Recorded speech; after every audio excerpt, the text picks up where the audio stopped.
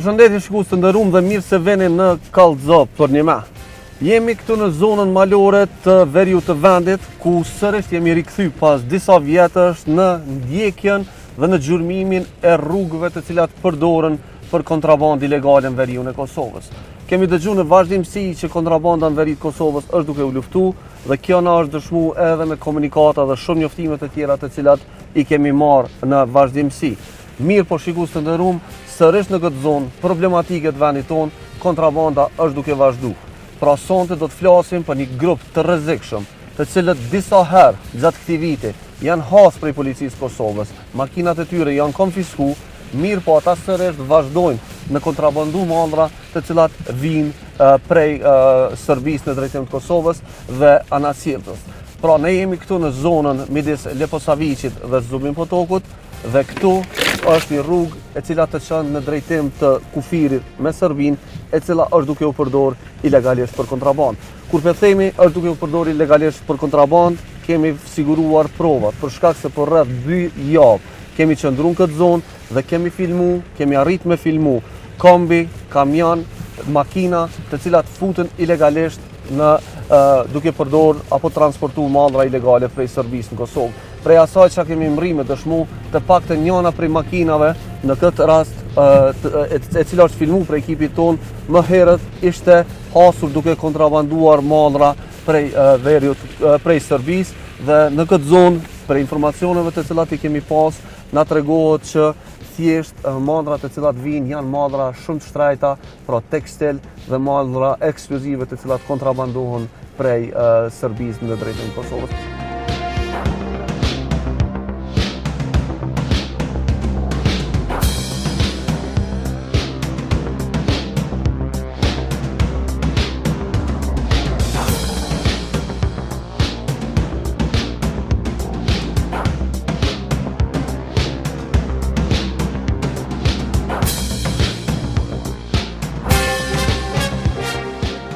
Jemi në njënën prej majave më të larta të zonës veriore të Kosovës, më saktësisht në zonën e njohur si Junake.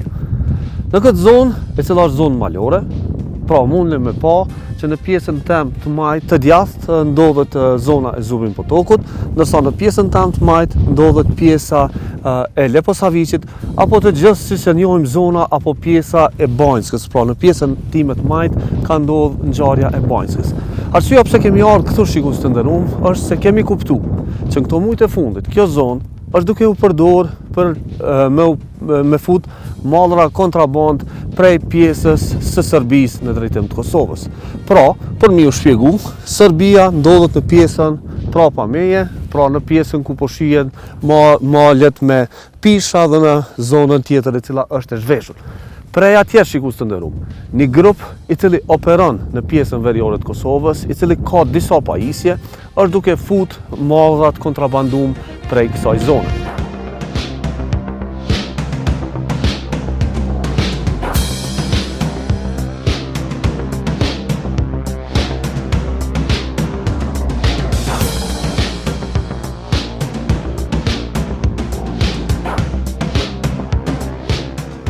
Shenjat e para të cilat na tregojnë që në këtë zonë ka lëvizje janë shenjat e gomave të cilat ndodhen në pjesën e poshtme. Pra para disa ditësh ka rënë shi, mirë po siç shihet, shenjat e reja të gomave të cilat janë zhvilluar gjatë kësaj kohe prej grupeve të kontrabandës na tregojnë që kënej ka pas lëvizje prej mjeteve të cilat përdoren prej këtij rrjeti.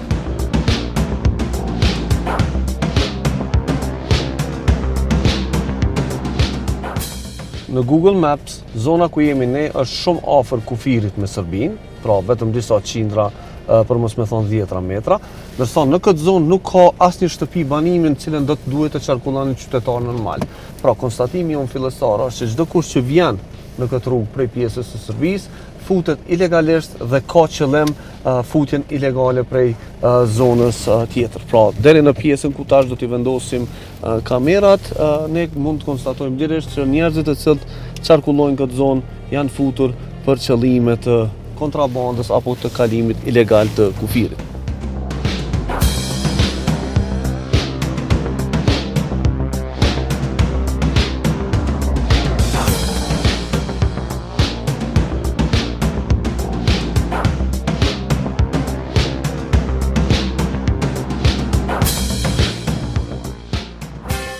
Kemi udhëtu për disa qindra metra në rrugën malore, e cila nuk ka asnjë dalje, pra prej pikës kufitare, prej vijës kufitare ilegale e cila ndodhet këtu, e deri në vendin ku jemi ne tash, nuk ka asnjë dalje anësore, pra të gjitha makinat dërgojnë vetëm drejt zonës së kalimit ilegal të kufirit. Dhe kemi vendosur në pjesën poshtë kësaj rruge, pra afër lisit atje që është, me vendos një kamerë e cila ka me filmu këtë rrugë se çka po ndodh për disa net me radhë, për me mri me pa se çka kemi me gjetë në këtë zonë.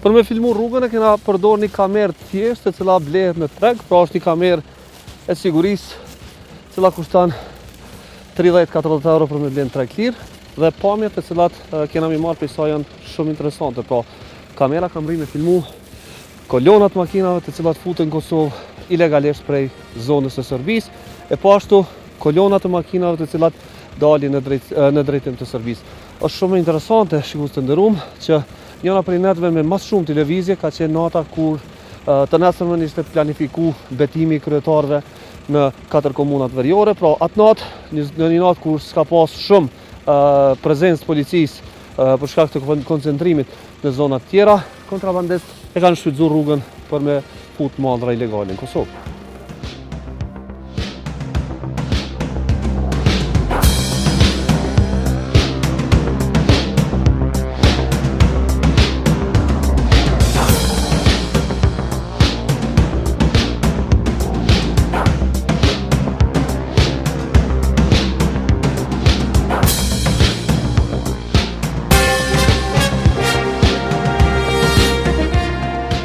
Në orët e para të filmimit, kamera arrin të kap disa furistrada dhe kambe të cilët qarkullojnë në drejtim të kufirit ilegal me Serbinë. Pamjet tregojnë makinat e lëvizin me shpejtësi në drejtim të rrugës ilegale. Zakonisht, mjetet lëvizin në grupe dhe ato nga 2-3 makina.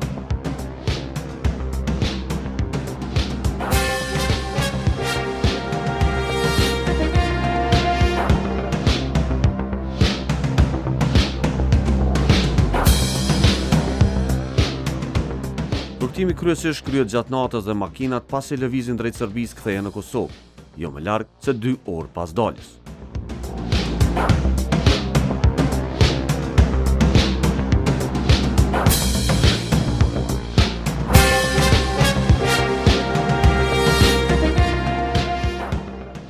Komunikatat e policisë nga e kaluara tregojnë se në këtë zonë mjetet uzuan me kontrabandë që transporton dhe mallra shumë të shtrejta dhe ekskluzive. Pamjet nga ditët në vijim tregojnë situatë të ngjashme. Makinat vazhdojnë të lëvizin në të njëjtin itinerar dhe vazhdimisht duke përdorur sistemin e njëjtë.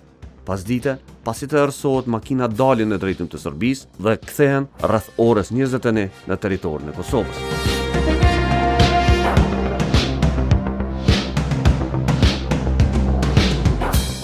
Makinat dhe furgonet janë filmu brenda 2 deri në 3 dite tek qarkullojnë në këtë zonë e cila është zonë ilegale. Normalisht prej pjesës ku e kemi pas kamerën, ka qenë shumë e vështirë me identifiku se çfarë makina janë, se çfarë tabela kanë dhe problemet e tjera, për shkak se kamera ka qenë në një zonë të largët dhe e ka të vështirë me identifiku edhe modelet specifike të makinave. Për këtë arsye, normalisht për me mujt me qenë sa ma të saktë në hulumtimin tonë, kemi vendosur që me rreziku dhe më shumë dhe kamerën me vendos në njënin prej lisave i cili ndodhet skaj rrugës, mirë që me pas një pamje hala më të qartë. Pamjet e cilat i kemi marrë prej kamerës tjetër të cilën e kemi vendosur në njënin prej lisave i cili ndodhet para nesh, na tregojnë edhe më qartë se sa shpesh lëvizin këto makina dhe se si janë të ngarkuar me mallra të cilat dyshohet se janë të kontrabanduar. Pra kamera jonë ka qenë në njërin prej lisave këtu e vendosur dhe ka filmu edhe ajo për disa ditë me radhë.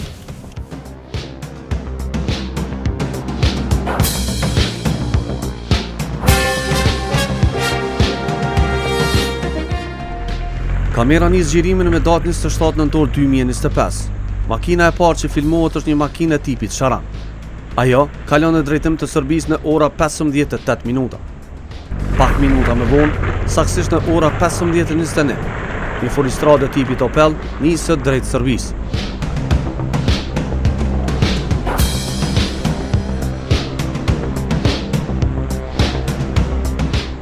Tre minuta më vonë, një vetur tjetër furistrade Opel kalon drejt Serbisë.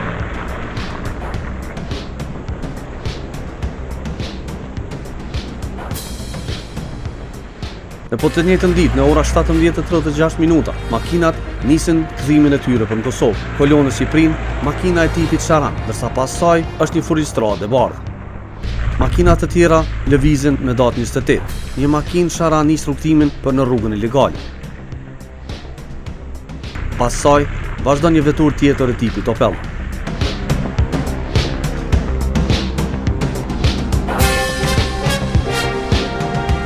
Disa orë më pas në 19:48 minuta, vetura Charan kthehet në Kosovë. 10 minuta pas saj, në vend futet makina tjetër e tipit Opel.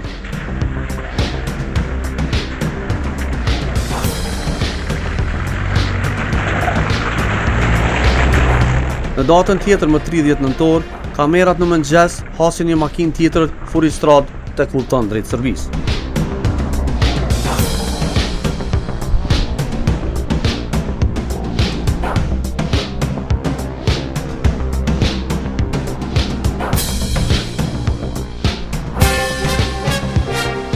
Në ora 16:48 minuta kamera filmon një kombi tek futet në Kosovë.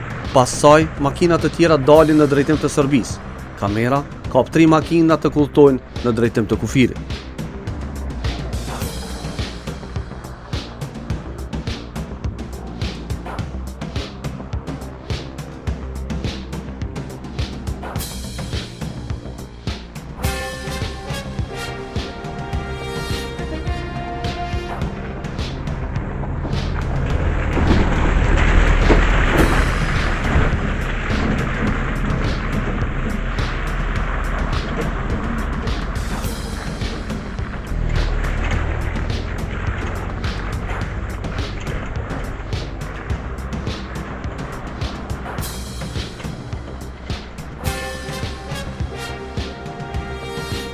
Disa orë më vonë, furistradat kthehen në Kosovë. Bashkë me to, futet edhe një kombi i cili ka ngjyrë të bardhë. Dita tjetër, data 2 dhjetor. Vazhdon të jetë aktive në orët parafërsisht të njëjta. Në ora 17:03 minuta makina filmohet drejt Serbisë. Fillimisht Opeli, pastaj furistrada e bardhë,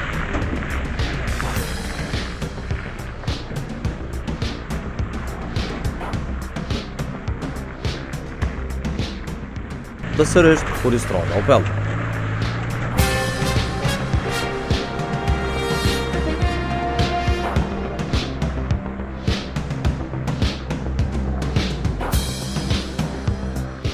Dy orë më vonë, makinat kthehen në Kosovë. Po me tani, shihet se bagaj ndryshon.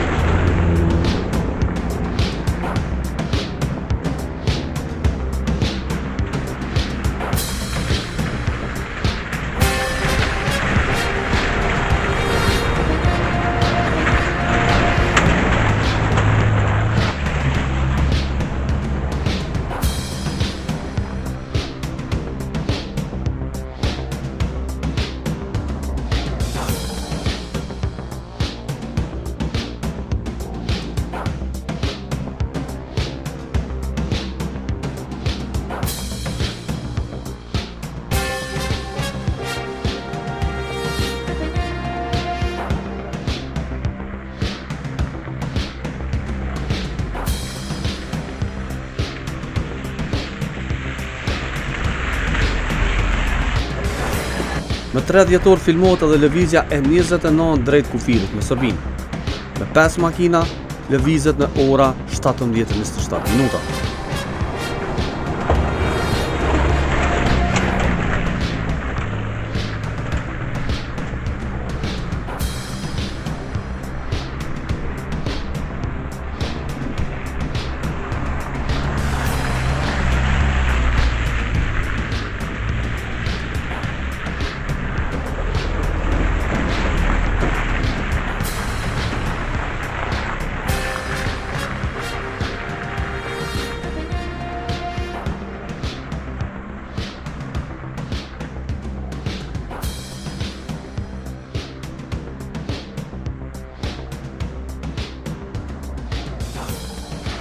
2 minuta pas lëvizjes së kolonës, në Kosovë futet një kamion. Pas tij vjen makina Sharan dhe kolona e Furistradës së bardhë dhe Furistrada Opel.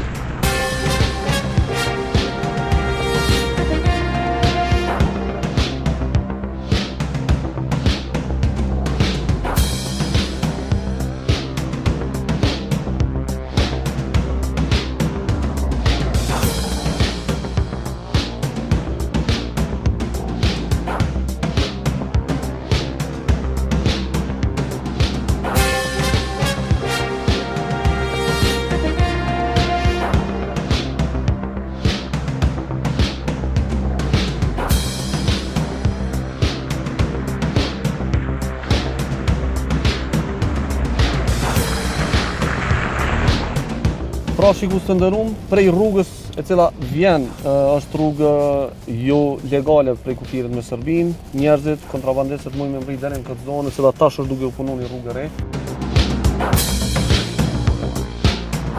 Shikus të ndërum, provat e cilat po arrimin lidh në këtë zonë na tregojnë që grupi i cili së fundmi ka nisë me marrë rol dhe emër në kontrabandën e veri, përdor disa rrugë për me qarkullu madrat kontraband të cilat futen prej Serbisë, e po ashtu madrat e tjera të cilat mund të dërgohen prej Kosovës në drejtim të Serbisë. Pra, në këtë zonë, edhe përkundër faktit që ka pas shtim të patrullave të policisë, edhe përkundër faktit që ka një prezencë më të shtume të policisë, pamjet e cilat i kemi ndjek na kanë dëshmu që grupet e krimit organizuar të cilat operojnë veriun e Kosovës, e cilat gjithsesi janë të ndërlidhura në mes të dy etnive, pra janë shqiptar dhe serb të cilët qarkullojnë madra kontraband, arrijnë në vazhdimsi me gjetë alternativa dhe në vazhdimsi po mrrijnë me vazhdu me e zhvillu kontrabandën, qysh po shihet në këtë rast. Prej asaj çka shikus të ndëruar kemi pa deri më tani dhe prej përvojës në të kaluamën, normalisht jemi të folë për raste më të pakta të kontrabandës, pra nuk është situata sikur në vitin 2019 apo në vitin 2014,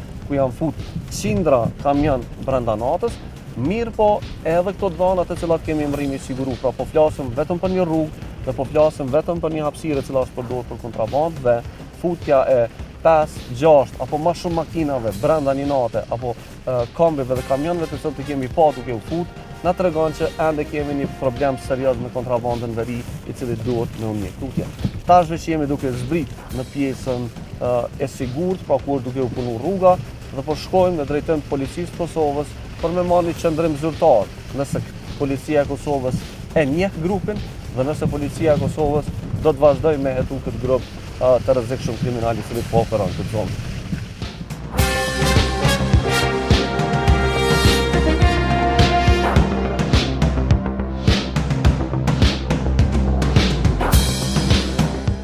Materialet e cilat sonte i kemi transmetu janë filmu në fund të muajit nëntor dhe në fillim të muajit dhjetor. Si zakonisht shikues të nderuar, ne kemi ndjekur procedurën dhe materialet paraprakisht i kemi dërguar në policinë e Kosovës. Gjatë javës, një ekip i veçantë i policisë është angazhuar për të mbikëqyrur rrugën. Më datë 11 dhjetor, ekipi i policisë ka arritur të hasë në disa prej makinave që futeshin ilegalisht në Kosovë. Në 2 prej veturave, pra në veturat Sharan, të cilat janë filmuar edhe nga kamerat tona, janë hasur mallra të kontrabanduar.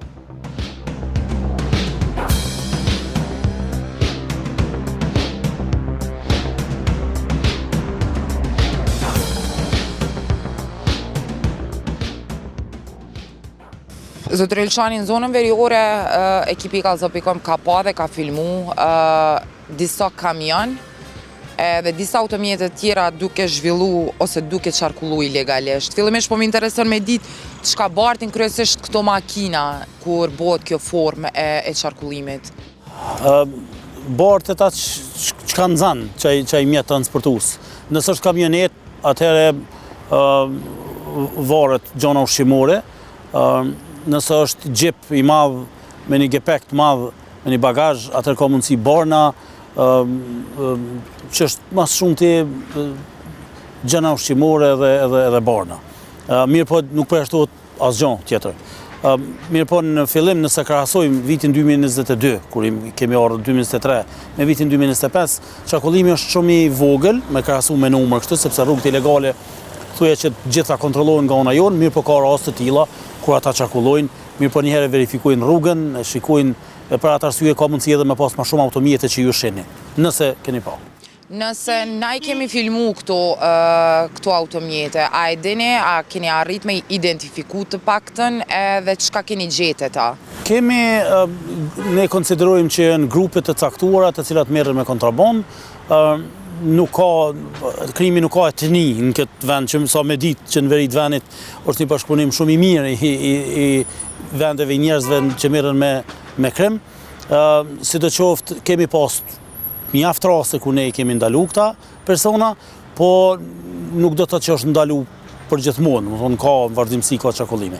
Kështu që ato që thash, gjona ushqimore, barna, gjona të shtrenjta që mish, që janë më të shtrenjta në atë formë.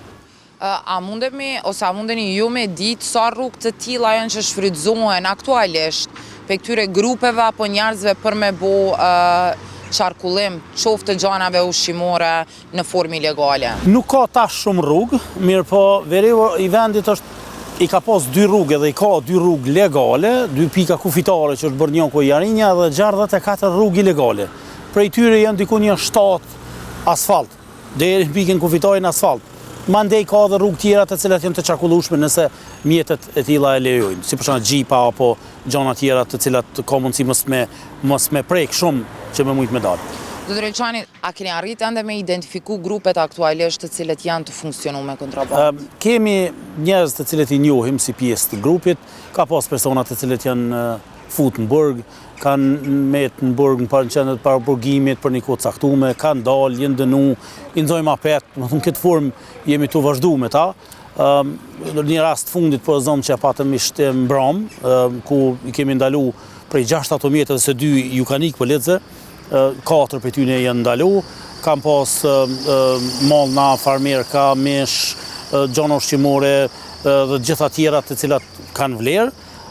Ato janë arrestu 6 persona, krejt malli dhe veturat që janë ndalu mbram janë dërgu në dogan, përpjekjet tona janë me dëshmu para prokurorit edhe para doganës që vlera mallit edhe gjitha këto tjerat e arsyetojnë edhe krejt konfiskimin e veturës, se na jemi të interesuar që ato vetura që I nxojmë mos mi pa mund qarkullim edhe me u konfisku.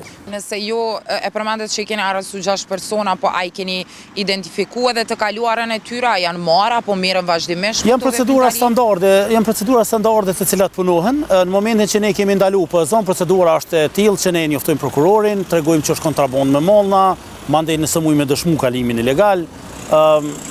E kalume kriminalit gjithsesi që hynë aty sepse prokurorit ose prokurores I intereson edhe neve na intereson a ka të kalume kriminale ajo, shumica janë me të kalume sepse janë përsërica, mirë po kjo për neve ka pak rëndësi, për neve është më rëndësi me dëshmu rastin si rast para prokurorit, që mandej prokurori me pas dëshmi për në gjykat. Dr. Elçani, a keni mbikëqyrje të themi totale të zonës së veriut në këtë aspekt, po më intereson sepse ende, po flasim ende për kontraband, një prej veprimtarive që është bonë të kaluarën, por po vazhdon ende. Sa e keni mbikëqyrjen e këtyre zonave që nuk janë zona zyrtare, po flas kufin zyrtar? Me sqaru kështu, do shta ma thjesht për publikun, është që 2 pika kufitare kanë qenë aty, 64 rrugë ilegale, për tyre 7, 8, 9 rrugë me asfalt. Që të thëtë forma ka ndryshu, mirë po rrugët ekzistojnë dhe për këtë arsye ne duhet jemi në mbikëqyrje tyne gjithmonë. Derisa në të kalumen ka hy kamioni me cisternë të naftit për pikën kufitare në Bërnjak ose në Jarinje, ai ka hy ashtu dhe ka dalë në rrugën me asfalt përsëri për në Serbi, sepse ka minus 30% tatimin edhe ka morë kashita pet atje. Kështu që është legalizu një gjonë ilegale me qujtë.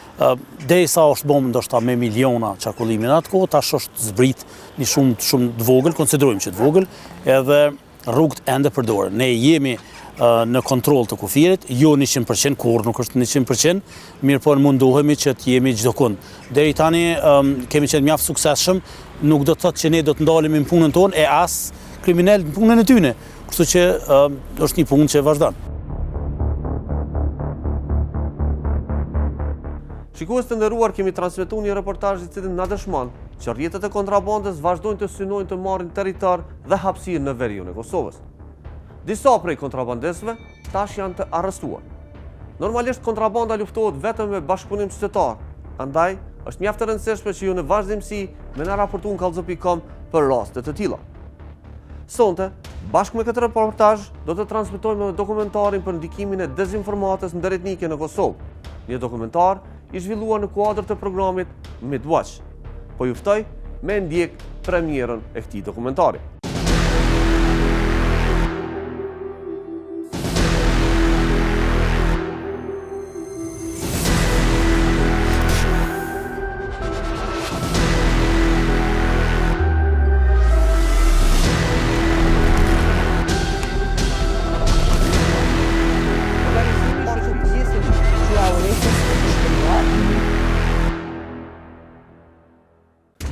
Pak njerëz në Kosovë arrin të bëjnë dallimin nëse lajmet të cilat i lexojnë në përditshmërinë e tyre janë të prodhuara nga burimet ruse të dezinformimit apo mediat propaganduese të ISIS-it. Në përditshmërinë normale brenda një dite të zakonshme, qytetarët e Kosovës lexojnë informacione se vendi po shkon drejt luftës ndërretnike e që bota po përmbyset. Paralelisht me lajmet e frikës, qytetarët marrin porosi se Putini po ushtron fitnes dhe po mban Kur'anin në tavolinën e tij. Me pak klikime, qytetari do bombardohet me mesazhe se qeveritë demokratike janë haram dhe se liderët e korruptuar duhet të zëvendësohen me lider që udhhiqen mbi parimet fetare.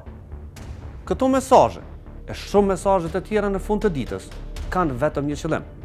Kosova duhet të shpallet një projekt i dështuar.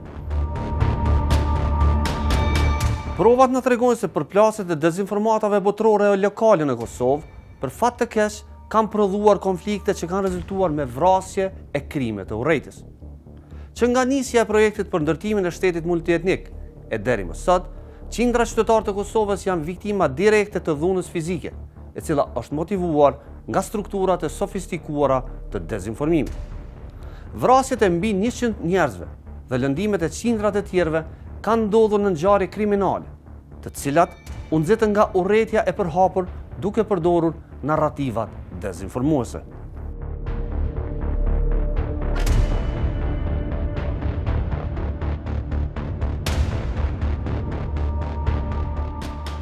Problemet me dezinformatën nisën më njëherë pas përfundimit të luftës në vend. Mbi bazën e rezolutës 1244 në vend u instaluan 2 misione që synonin ruajtjen e paqes dhe administrimin demokratik të vendit. Që në nisje, dezinformata ruse nisi të shpallë këto 2 misione si jo kompetente për të ruajtur sigurinë në vend. Në mira mesazhe dezinformuese, NATO u portretizua si mision që dështonte në ruajtjen e sigurisë, ndërsa UNMIK-u si mision që nuk mund të qeverisë vendin dhe të ruante serbët nga sulmet etnike. Normalisht vija kryesore ku do të zhvillohej përplasja ishte nxitja e tensioneve dhe siguria në mes komuniteteve. Paralelisht me këtë konflikt, një plagë tjetër, por shumë serioze, nisi të merrte havë. Ekstremizmi religjioz islamik filloi të rekrutonte për krahasit e parë. Nga radhët e vehabistëve, salefistëve, Al-Qaida, ISIS-i e disa grupe të tjera radikale arritën që të shpërlanin trurin e muslimanëve të Kosovës dhe t'i bindin ata për një luftë që ata e quanin luftë të shenjtë. Provat tregojnë se dezinformatat nacionaliste dhe ato religjioze motivuan kriminal për të bërë vrasje të pafajshme, përfshirë këtu ushtar, policë e zyrtar institucional. Lufta la prapa një proces të hapur konflikti, i cili krijoi ndasinë në mes komuniteteve si serbët dhe shqiptarët. Në konflikte të tilla, merimongat e dezinformimit përdorën konfliktin ndërretnik për të përqarë dhe motivuar dhunën ndërretnike.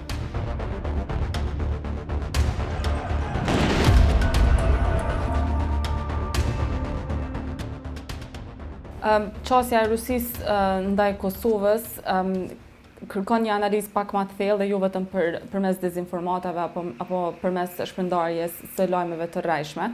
Do të thonë kjo nuk bëhet vetëm nga mediat ruse, siç janë Telegram, Sputnik, Russia Today, të cilat kanë, siç e dim, baza edhe në Serbi. Mjetet të cilat Federata Ruse i përdor për të shpërndarë dezinformata, do të thonë informata të qëllimshme dashakeqe ndaj Republikës së Kosovës, janë edhe përmes vetë deklaratave zyrtare të përfaqësuesve politik të Rusisë.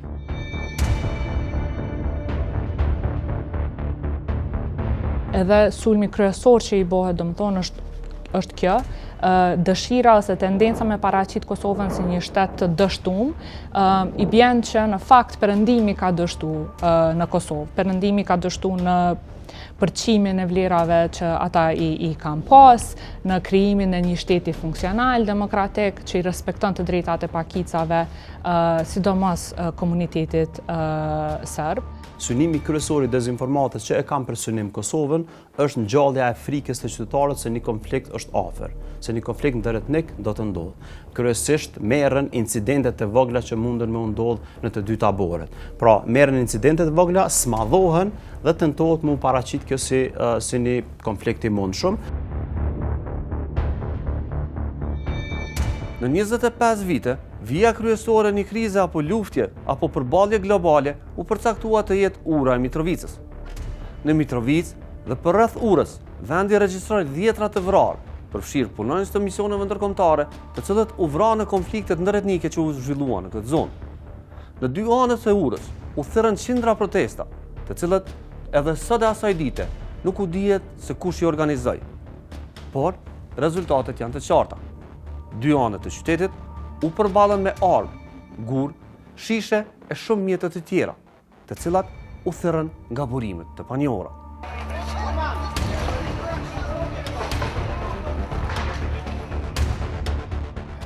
Mitrovica u posljednjih 26 godina manje-više bila konstantan izvor tenzija i uvijek je bila tačka negde sporenja i neslaganja između Albanaca i Srba. I kao takva, naravno, bila je konstantni izvor tenzija, od kojih su neke bile nasilne, pa čak je bilo čak i oružanih incidenata u posljednjih 26 godina.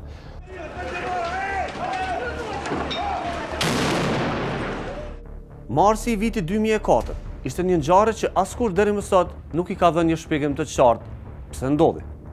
Për muaj me radhë në vend u mboll një pakënaqësi për misionet ndërkombëtare dhe u motivua hakmarrja ndërretnike. Protestat që përfunduan me mbi 20 të vrarë nuk dihet se kush i ftoi dhe kush i organizoi. E tëra çfarë konstatohet është se pakënaqësia nisi shumë herët, ndërsa për ngjarjet u përdor vetëm një shkëndi. Po kjo pjesë e luftës speciale. Na e dim se si ka fillu protesta. Protesta fillon në Mitrovic, fillon vërtet fillimisht në Prishtinë. Kemi harru ato që kemi bë protesta para UN-mikut pacore, ku kemi kërku që në atë kohë ka qenë një grupi njerëzve që ka kërku që UN-miku të largohet e kështu me radhë. Kanë qenë pacore. Fillimisht protestat në Prishtinë kanë qenë pacore. Mandej ka ardhur rasti i Mitrovicës, 10 ditë para se të ndodhin të ngjarje. Dhe unë paralajmërova që UN-miku është udhëheq keq, edhe që ka rrezik që shpërthejnë trazira, KFOR-i duhet me hap syt se përndaj mos me leju situata me dalë për kontrollit, sepse mundet me pas pasoja shumë të mëdha. Mirë po një gjë e di, që në atë kohë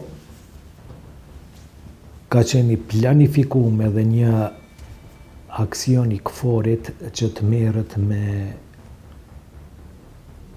strukturat paralele të Serbisë në Kosovë që është dashur të ndodhë mas një javë. Dhe krejt kjo skema ndej ka ra për toke. Kjo është një prej informacioneve cilat e di edhe ato e di pi burimeve ndërkombëtare të KFOR-it. Elementi i dytë është që në këto protesta ka pas të përzime edhe shumë elemente të radikalizmit islam në Kosovë. Edhe elementi tretë është që ka mujt jenë përzime dhe shërbimet inteligjente cilat nuk ja kanë dashur mirë në Kosovës. Kjo është që ka mund të thuhet për 2004-ën. E tash në burg, po janë ndenu njerëzit, janë ndenu ata që i kanë bërë damet, po ju ata që e kanë organizuar, realisht që e kanë shty krejt këtë punë me u bë. Po me ato viktima, Kosova jo vetëm që sfitoi, por edhe humbi shumë politikisht, dhe të gjitha kompromiset që ma vonë u bën në Vjenë e që janë në dëm të Kosovës, ishin rezultat edhe i këtyre ngjarjeve.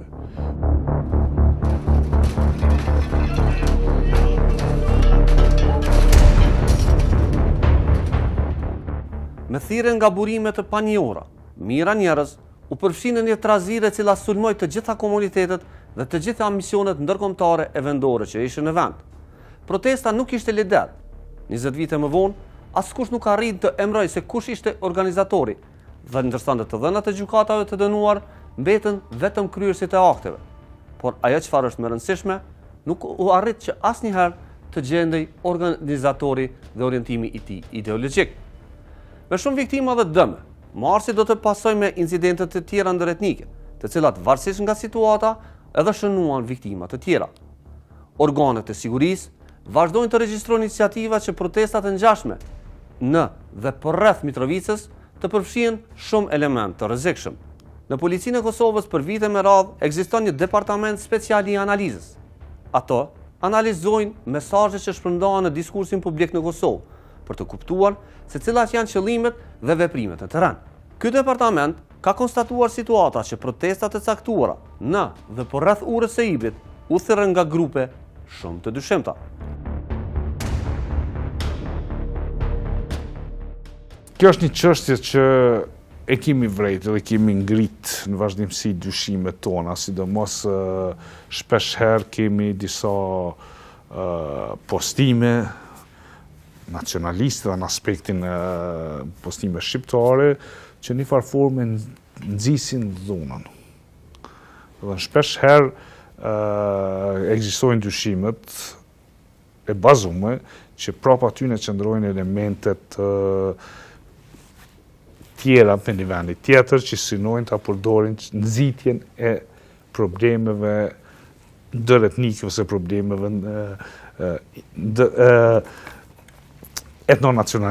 etnike mes dy vendeve. Në një farë forme në qofë se synojnë një shembull konkret të ndërmarë, po flasëm për kohën para barikadave të vitit dhjetori 2022, ku në kohën ku përbes disa platformave të rrjeteve sociale, synohet ose bëhet thirrje për një protest me simbole shqiptare që ndërmerret te ura kryesore e lumit Ibër. Dhe qëllimi kryesor përveç protestës, përveç thirrjes për protestë, nuk është që protesta të jetë e përqendruar vetëm në urën kryesore, po i bëhet thirrje protestuesve që të synojnë, që deportojnë edhe në pjesën veriore.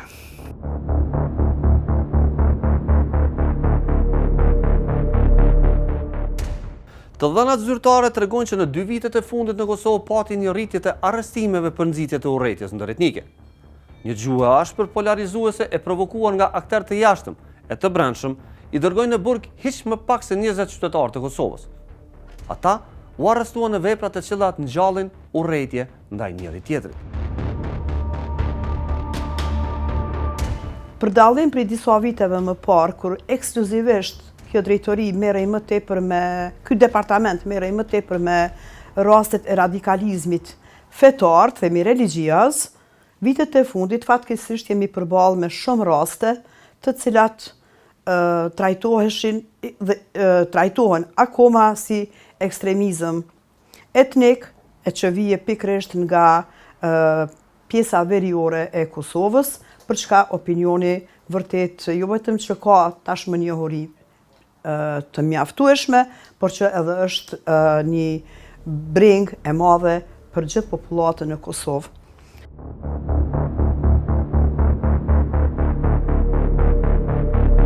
Në vitin 2023, Kosova u përball me sulmin terrorist të Banjskës. Një plan paraushtarak për të vendosur një njësi militare në zonë, padyshim se kishte edhe një plan të dezinformimit. Për muaj të tërë, para se të ndodhte sulmi, qytetarët u bombarduan me informacione të rreme, të cilat synonin të shkaktonin frikë dhe të shfaqnin në vazhdimsi plane për situata të luftës.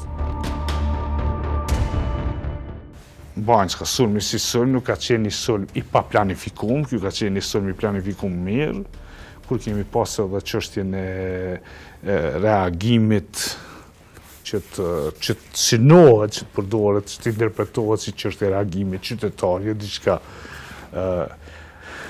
ma e madhe. Këtu të fillu domethënë prej ndoshta të duhet veçohet edhe çështja e personave vetë që kanë qenë përfshirë në kuadër të sulmit terrorist. Domethënë është synu që shumica dërmuese këtyre personave ka qenë qytetar ose shtetas të Republikës Kosovës.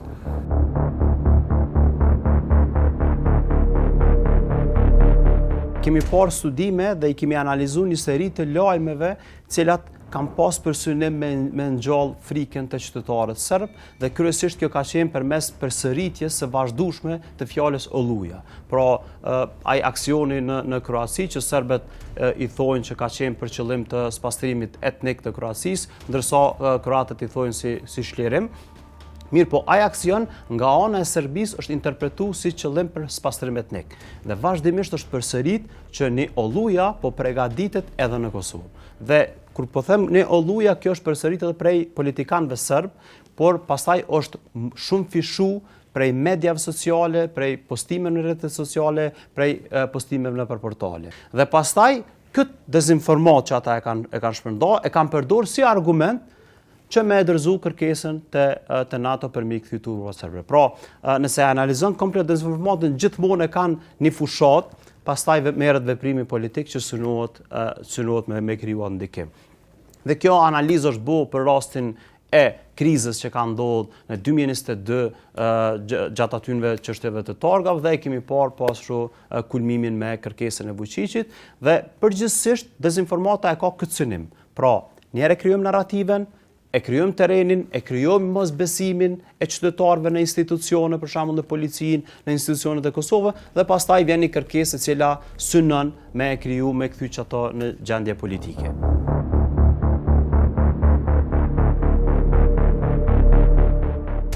Po të analizojnë në mënyrë profesionale raportimet gjatë sulmit të Banjskës, është të qartë që kishte edhe një plan të dezinformimit të opinionit. Analizimi i përmbajtjes së publikimeve të asaj dite dhe ditëve në vijim konstaton disa fakte shumë të rëndësishme dhe shumë shqetësuese. Në pjesën më të madhe të mediave në Serbi, në orat e para pati një heshtje të pashpjegueshme. Trendet e publikimeve në atë ditë tregojnë që dezinformatat e para nisën të prodhoheshin në gjuhën shqipe, pra jo në gjuhën serbe. Gjatë gjurmimit tonë, kemi konstatuar se dezinformata e parë nisë të publikohet në orën 9:08 minuta. Aty, verifikuesit e fakteve konstatuan se në media në gjuhën shqipe ishte publikuar lajmi se pas vrasjes së policit Afrim Bunjaku, KFOR-i kishte marrë kontrollin në Banjsk. Normalisht ky lajm i rrem konstatonte në mënyrë shumë perfide që shteti i Kosovës kishte kolapsuar dhe KFOR-i duhet të merrte kontrollin në zonë. Mesazhi i rrem se KFOR-i mori kontrollin do të pasojë me mesazhet e tjera të rreme. Brenda asaj dite, gjurmuesit e dezinformatës do të konstatonin një trend të rrem të rritjes së numrit të viktimave. Gjatë ditës, në 10 platforma në gjuhën shqipe u publikuan mbi 100 përmbajtje të pavërteta, të cilat në mënyrë artificiale e rritën numrin e viktimave. Në të njëjtën kohë, ky mesazh do të transmetohej edhe në televizione, duke rritur numrin e të vrarëve deri në 11 persona, zakonisht duke përdorur si burim disa influencerë. Në ndërkohë, lajmet e rreme vazhduan të plasoheshin edhe për situatat e tjera. Shembull, dezinformata synoi që ta sulmoj versionin zyrtar të policisë së Kosovës, i cili pretendonte dhe kishte konstatuar me prova forenzike se polici Afrim Bunjaku është vrarë me minë të telekomanduar. Një dezinformat synoi që ta sulmoj këtë version zyrtar, duke pretenduar që Afrim Bunjaku ishte vrarë nga një predhë e hedhur nga një zoll. Hulumtimet e mëvojshme do na tregonin se kishte një plan që nëpërmjet influencerëve, i gjithë grupi i Banjskës të shpallej si një grupim qytetar e jo grupim terrorist. Hulumtimet e mëvojshme do nxjerrnin në pa se të paktën njëri nga influencerët, i cili është i komunitetit shqiptar, ishte financuar direkt nga strukturat paralele të Serbisë, të cilat kishin operuar ilegalisht në Kosovë.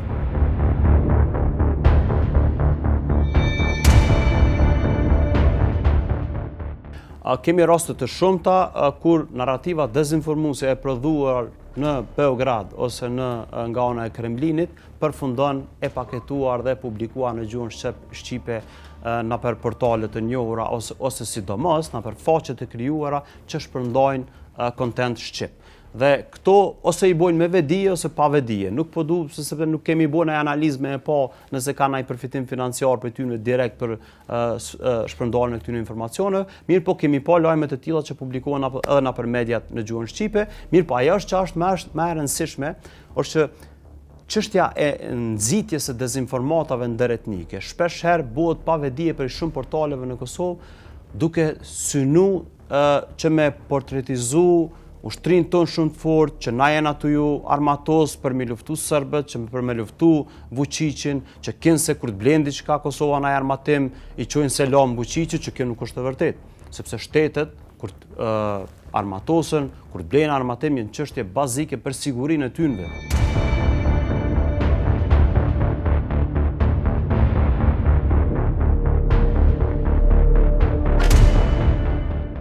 Kjo ka qenë e shprehun Kogjanjo një vit ka qenë ma herët, që është pregatit tereni për këtë sulmin që ka ndodhur në Banjsk.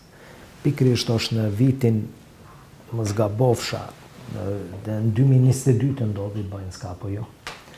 Një vit ma herët në shtator të 2021-s, Vučići ka majt një fjalim në parlamentin e Serbisë, në cilën pa të thanë që në veri janë njerëz me uniforma, që gratë po i përshëndesin, njerëzit janë të gëzuar që ata do të binë lirinë e kështu me radhë. Mjafton të kenë informacione që u ashton atyre bindjen se nuk mund të jetojnë bashkë.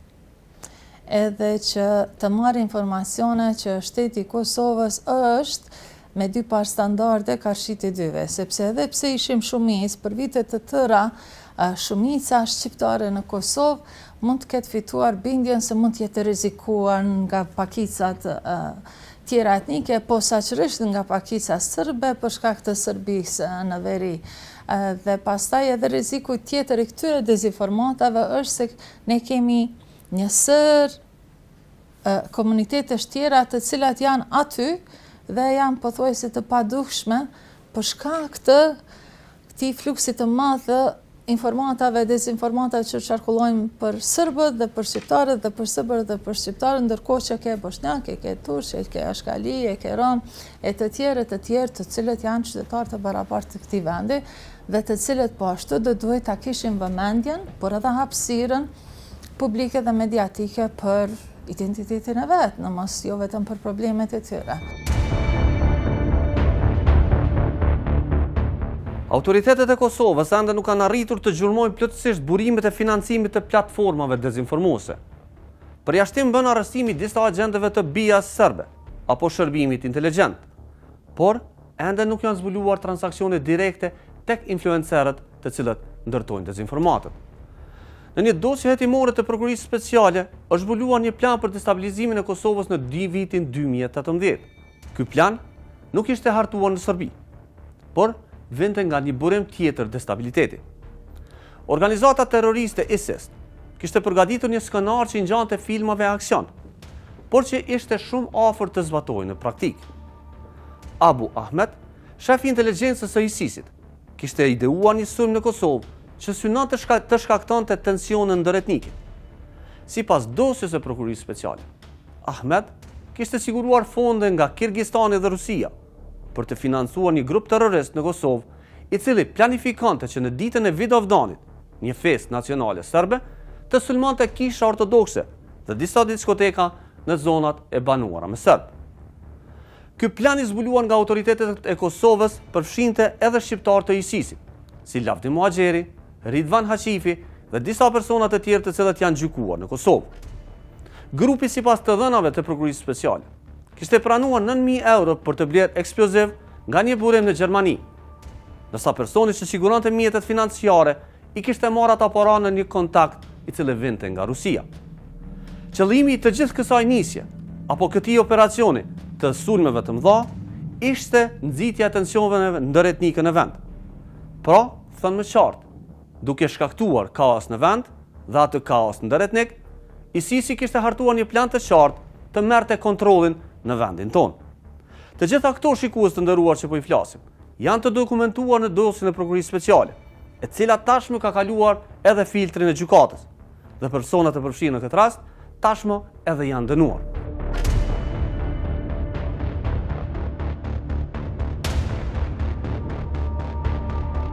Kur flasim për ISIS-in, do më narrativa tyne është atë shumë mirë e organizuar dhe i kushtohet rëndësi edhe shumë detajeve, ndoshta që për shumë njerëz do të jenë shumë të vogla, por që kanë tek audienca mund të ketë një rol shumë të rëndësishëm.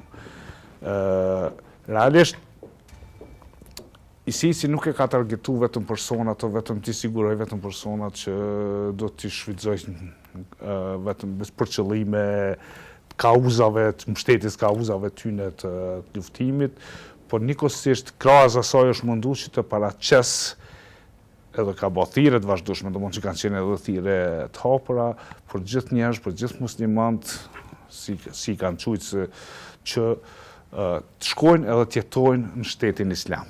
Domethënë në farë forme, shpallja është të quajtur shtetit islam që është bën në qershor 2014, ka qenë edhe një ndryshim i kauzës të ISIS-it. Domethënë që ka fillu që të mundohet që ti motivoj ose që ti josh njerëzit edhe profesioneve ndryshme, po edhe qytetarë tjerë që të shkojnë edhe të jetojnë në shtetin islam. Muj me thonë që ka pas dezinformata brenda një rrethi relativisht të vogël në Kosovë, po që ka pas impakt bajage të madh, edhe kjo ka ndodhë në një periudhë të caktuar kohore mas shumti, do të thonë pikun e ka mri para dhe gjatë luftës në Siri, dhe ka qenë e bazuar në një kombinim të lajmeve trame, teorive konspirative, edhe narrativave fetare, cilat janë shfrytzu ose kesh informimit fetar, ma mirë me thonë, kjo është termi më i saktë që muj me përmend. Qëllimi kryesor i këtyre, domethënë i këtij lloj kombinimit të këtyre tri lloj narrativave, le të themi ashtu, ka qenë me paraqit sistemin e Kosovës, sistemin demokratik të Kosovës dhe pluralist të Kosovës si anti-islam në thelb. Kjo ka qenë domethënë ajo që ka mujt me vrejtën e si një prej narrativave kyçe ose mesazheve kyçe që janë mundu me shty përpara në atë periudhë, po edhe sfundi, edhe kohëve të fundit po ashtu. Kjo ka ndodhë me njërë 99, me hyrjen e këtyre grupeve cilët kanë ardhur nga vendet e Golfit. Dhe po them, do me thonë, ka pas edhe organizata të tilla cilët kanë qenë edhe të ndërlidhura me Al-Qaidën. Edhe po çuditërisht cilët kanë ardhur këtu, kanë ardhur me shumë të mëdha të hollave. Situata në Kosovë ka qenë, e dim që ka qenë 99. Kosova ka qenë shkatrume. Edhe mandej kanë fillu të hyjë literatura edhe të bëhen shkolla koranike, shkollat Kuranit jashta Bashkësisë Islame të Kosovës. Po ashtu edhe brenda Bashkësisë Islame të Kosovës ka fillu që të rritet numri i themi i klerikëve, cilët kanë pas qasje të tillë, do me thonë të vahabizmit edhe salafizmit, disa prej tyre përfundu në burg mandej, apo kënë në procese gjyqësore.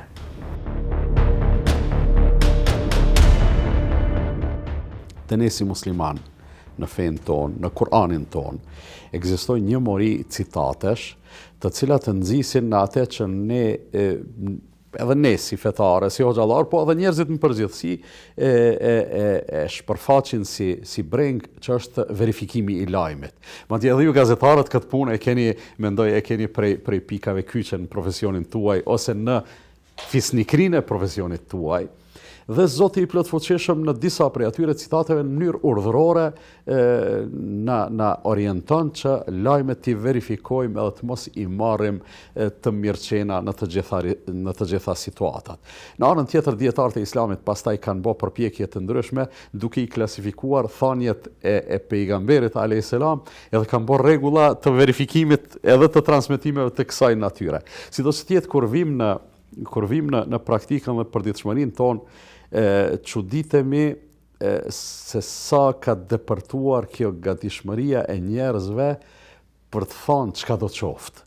Edhe unë mendoj se dezinformatat, lajmet e rreme, deri te ato të cilat nxisin urrëtie, nganjëherë e rrezikojnë edhe sigurinë, e rrezikojnë edhe rendin kushtetues. Por realisht kur flasëm ndoshta për kohën kur ka filluar shpërndarja e këtyre ideologjive, ndoshta në atë kohë nuk ka qenë edhe njoftur ISIS-i, nuk ka qenë skenë domoni për hapun në atë kohë, por ka filluar si çështje e shpërhapjes të ideologjive ndryshme.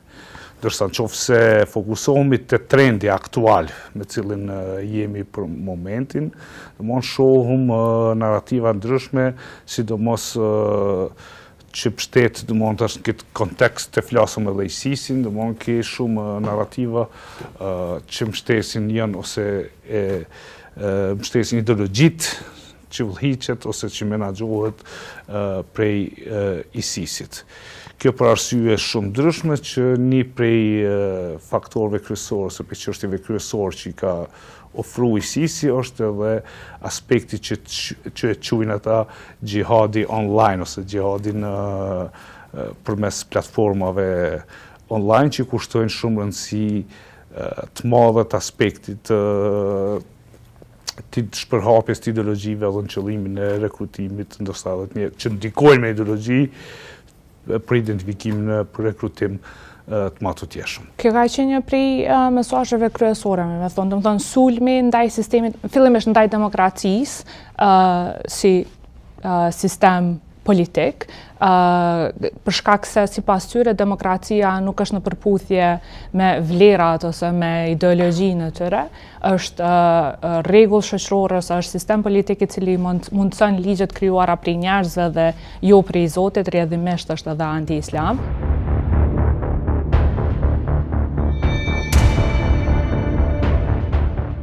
Ekziston ashtu quajtur departament mediatik, s'po ku ka ekzistuar por në kohën e ISIS-it, cila merret me çështjen e përhapjes tyne ideologjive. Këtë kontekst kemi shumë faqe, ndoshta është shumë platforma ndryshme që në farë forme janë të, si të them, të autorizuar prej ISIS-it që të merren me përhapjen e këtyne ideologjive. Dërsa çështja e përkthimit po besoj që në shumë raste bëhet edhe gjatë përmes personave ndryshëm edhe brenda vendit apo edhe në vendet e rajonit. Në analizën e juaj, ku janë të bazuar këto faqe që shpërndajnë këtë narrativ? Kanë domen në Kosovë apo në vende të tjera?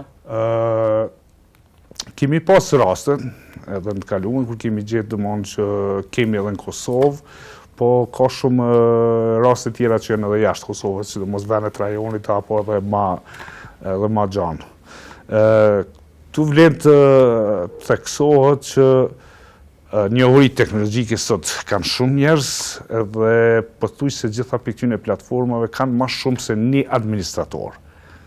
Tash kur po flasim për çështjet e menaxhimit të këtyre faqeve, mund të jetë që njëjta faqe mund të menaxhohet prej Kosovës, po njëkohësisht mund të menaxhohet edhe prej dikujt që prej një administratorit që gjendet me një vend tjetër të qoftë rajon apo edhe me një vend tjetër jashtë rajonit.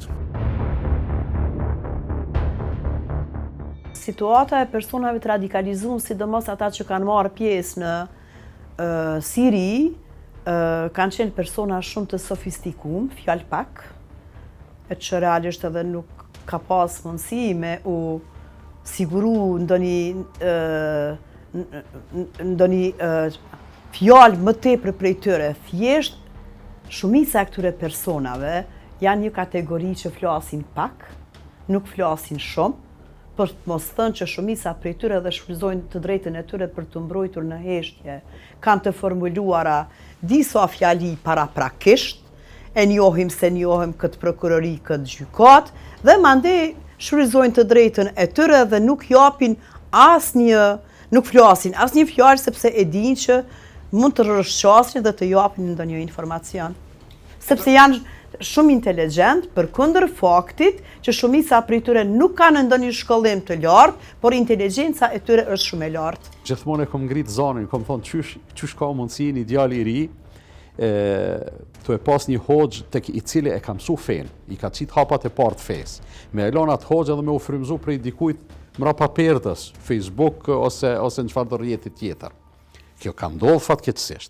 Po ka ndodhur edhe po them edhe ata gjoja të e luftu ekstremizmin që kanë godit aty ku nuk është dashur me godit, i kanë godit hoxhallarët, ana të gjithë e dim se cili do ekstremizëm, cili do te i kalim, nuk luftohet me aparat të dhunës, luftohet me ide, luftohet me vetëdijsim.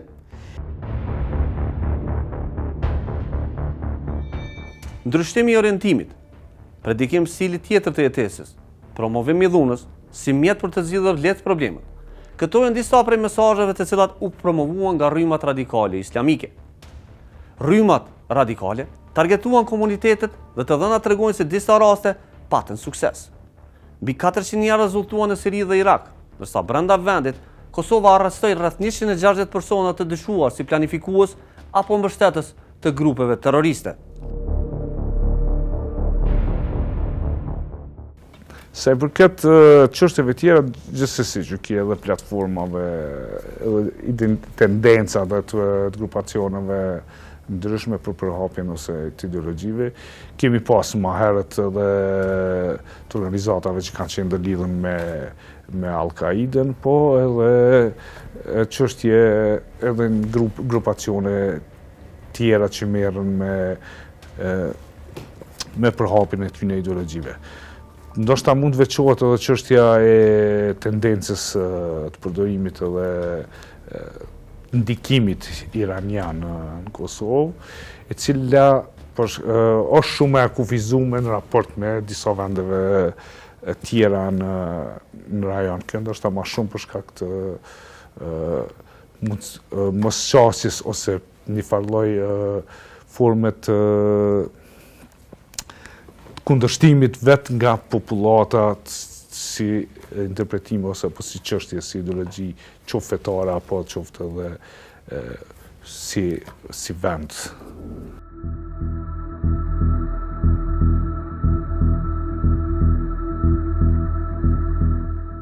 Të dhënat na tregojnë se mbetjet e ISIS-it në komunitet dhe në audiencën online vazhdojnë të jenë aktive. Brenda vitit 8 deri në 10 persona arrestohen për shkak se janë shndruar në përkrahas radikal të këtij grupi terrorist. Në hetime, tashmë është zbuluar se financimi i grupit ishte disa drejtimsh. Kishte mjete direkte nga financat e ISIS-it, kishte burime nga njerëz brenda Kosovës, kishte fonde nga Rusia e deri tek vetë financimi. Vitet e fundit, një ish i dënuar si pjesëtar i ISIS-it, u arrestuan nga autoritetet e Kosovës me akuzën se ishte duke u paguar direkt nga shërbimi sekret i Serbisë. Por, një lidhje edhe më interesante niste të tregohet në muajt e fundit. Grupet online kanë nisur të promovojnë mbështetjen e Vladimir Putinit për muslimanët si një frymë e dezinformatës e cila synon orientimin e muslimanëve drejt Rusisë. Qindra materialet në gjuhën shqipe janë shpërndarë në rrjetet sociale duke promovuar Putinin në leximet e tij të Kuranit apo vizita në xhami.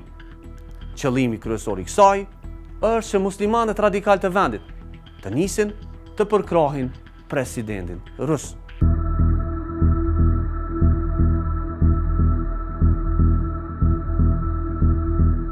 Shumë interesant në fakt, për me u studiu kështu si u lumtu se është interesant për mu me u observu, me u vëzhgu.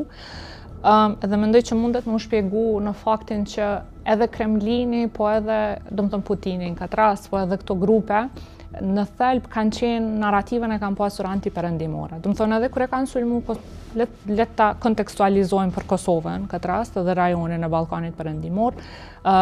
Një prej narrativave që kemi mujt me vrejt në atë kohë ka qenë edhe sulmi ndaj perëndimit.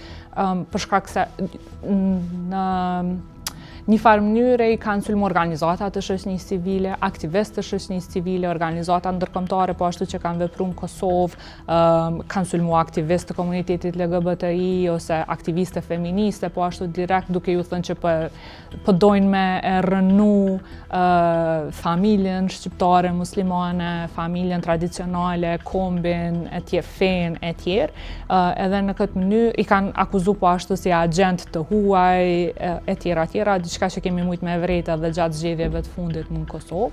Edhe këto mendoj që është pika që i bashkon çuditërisht këto grupe mundet me i bashku, do të thonë këto grupe me Putinin në idetë të tyre antiperëndimore, anti-BE, po edhe anti-Amerik deri vonë.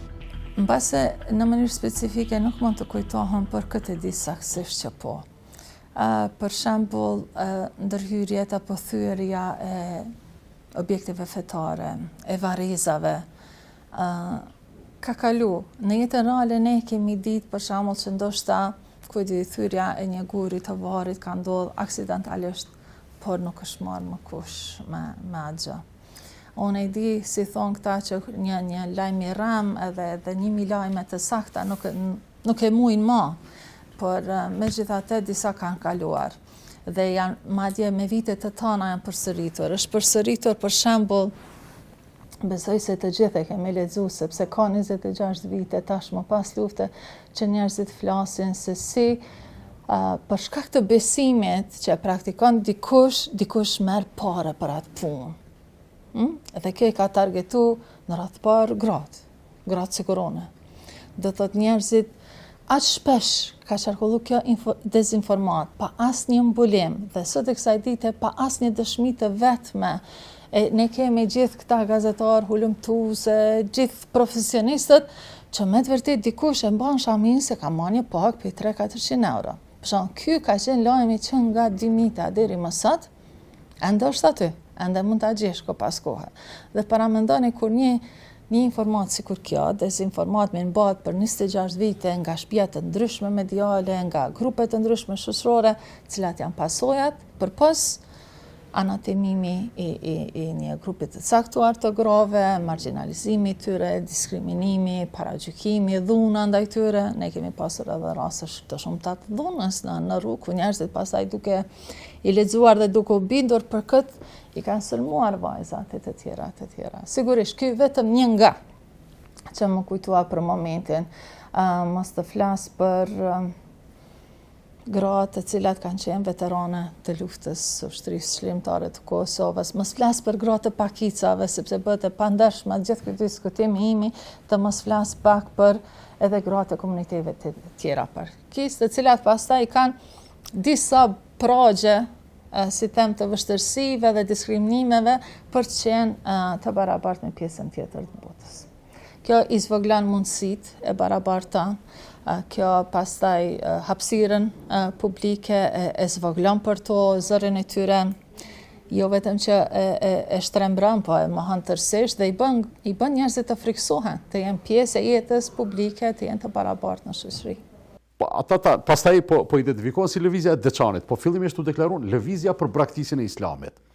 Paramendo në kërkon botë s'kom dëgjuar të ketë lëvizje të këtill, jo në relacion me Islamin, po në relacion me cilin do konfesion, me cilin do besim. Edhe pse duhet me pas lëvizje të caktuar për braktisjen, kur unë për shembull mund të jem ai që jam i interesuar me përçafu Islamin. Ti i interesuar me braktisje s'ka problem. Mirë po, pastaj kjo e ka kriju një irritim të madh, e ka prun diskutim kohezionin shoqëror, edhe në një farë mënyrë komunikimin e ka bë bukur të elektrizuar. Po thuajse në nivelin e politikës, fatkeqësisht. Sot për shembull, dikush me marr guximin me shpërfaq një mendim politik në media ose në rrjetet sociale, e dim çka bëhet. Gati në të njëjtën situatë kemi ardhur edhe në aspektin fetar, edhe pse unë për shembull nëse flas diçka për besimin tim, kjo nuk duhet kuptohet se besimin tjetër jam duke e shoh. A ka të i kalimin të gjitha fushat edhe në të gjitha anët, ka sigurisht, jam kundër të gjithave, pa dyshim. Mirë po, kohëve të fundit një gjë e tillë është duke më shqetësu shumë, edhe mendoj se do duhet të gjithë shqetësohemi para se të eskalojnë situatat. U našem slučaju, zaista ja sam nemalo i bezmalo šokiran takvim napisima, naravno i stvarima koje se ponavljaju. Prevashodno dolaze, kao što rekao, iz političkog miljeja, međutim, jako je tragično to što su pojedini mediji upravo iznijeli takvu jednu potpunu neistinu, naravno, u etar, i pritom bez ikakve odgovornosti, bez ikakvog poštovanja druge strane, bez ikakvog argumenta, ne kažem validnih, nego bez ikakvih argumenta, naravno napadali u ovom slučaju naravno civilno društvo. Kakvi su motivi za toga, to je zaista teško sada u ovom momentu reći, ali sam sasvim siguran, makar u našem slučaju, da će sve ove optužbe, naravno, koje su došle putem medija, iz različitih izvora ili pak od novinara, sasvim sigurno završiti na sudu, jer to je jedini način kada neko mora zaista da snosi odgovornost za jednu vrstu neodgovornog novinarstva i za nešto što je potpuno neistina i što nema veze uopšte sa nikakvim realnim projekcijama. Međutim, daleko je ozbiljnije pitanje zašto se to ponavlja i čiji je cilj, u stvari zapravo diskreditacija civilnog društva ili u jednom momentu naravno i medija, odnosno odnosno novinara, jer to su zaista opasni trendovi koji, ukoliko se budu negde odomaćili u javnosti, nose sa sobom ozbiljan rizik ne samo autocenzure, nego čak i povlačenja iz uopšte javnog prostora gde vi u stvari gubite glas kritike i mogućnost da vi utičete generalno kroz nadgledanja bilo politike, bilo drugih procesa političkih, naravno, čime se gubi zaista jako mnogo, ne samo zajednice, nego uopšte generalno celo Kosovo gubi u tom smislu. Tu sa te strane zaista to može da se navede čak i kao pad demokratije generalno, jer su to, kao što rekao, vrlo opasni trendovi koji, makar kada je Kosovo u pitanju, ne bi smeli da se negde naprosto odomaći. Qindra njerëz janë viktima të shumë burimeve të cilat në esencë kanë për qëllim nxitjen e dhunës në Kosovë. Është të qartë që platformat online janë të stërmbushura dhe sulmi ndodhet aty. Ky është dokumentari i tretë në serinë e dokumentarëve që synon të dekonspiroj burimet e dezinformimit në vendin tonë. Në programin e radhës do sjellem një hulumtim të detajuar edhe për burimet tjera të financimit. Ne kaq kishim për sonte, shikues të nderuar. Ju vazhdoni të na shkruani në kallzo.com dhe deri në emisionin e radhës. Mirëmbëjtje.